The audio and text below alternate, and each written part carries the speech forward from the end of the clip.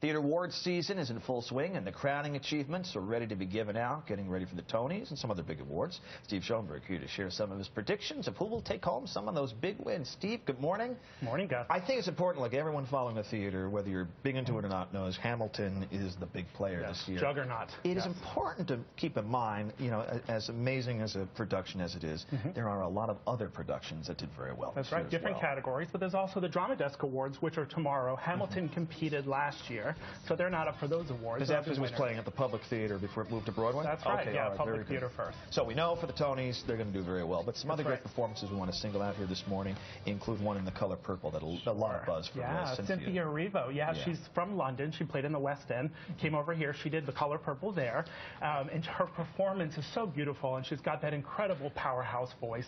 And you know what? For her to win, she deserves it, but also she's in quite the competitive category. She's up against Broadway superstar Laura Benanti. She's up against Jessie Mueller from Waitress.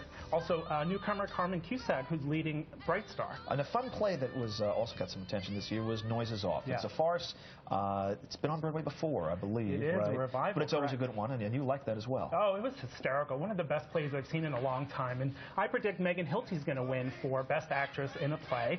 She was absolutely hysterical as Brooke Ashton, this sort of ditzy blonde in a comedy, and it's all about a show that they're putting on. And she, too, is in a really tough category. She's up against the women of Eclipse. And the choreography of all the slamming doors and running, it's absolutely noteworthy. The Roundabout has a great production. A lot of people talking about She Loves Me. Good cast.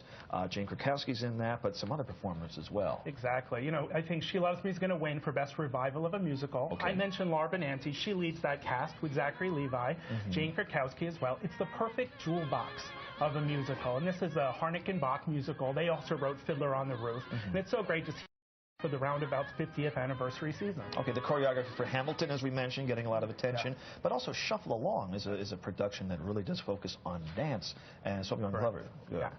Well, Savion Glover, glad to see him back on Broadway in sort of two iterations. First, as a choreographer. You know, this is one of those star-studded shows with Audra McDonald, Brian Stokes-Mitchell, but Savion Glover, to see him bring back and bring the essence of that 1921 era of the jazz and the tap, it's really tremendous. And incredibly, he's going to be joining the cast in July. That's outstanding. And, you know, and with that production, they took some of that, dance from the 20s, and they brought a modern edge to it as well, with a full respect for what it was decades ago. A lot of great tap. I love some good tap. We got to talk about a legend here, Jessica Lange. I mean, you talk about what a performance and also what a production. Long Day's Journey into Night, intense play, and you're a big fan of what she did with this. She deserves that Tony Award. There's only so many people who can really play a part, like something in Eugene O'Neill's drama, Long Day's Journey into Night, like Jessica Lange can, and it is worth all 4 hours long. If you ever told me I'd sit through a 4-hour play, 4 hours, I wouldn't believe you.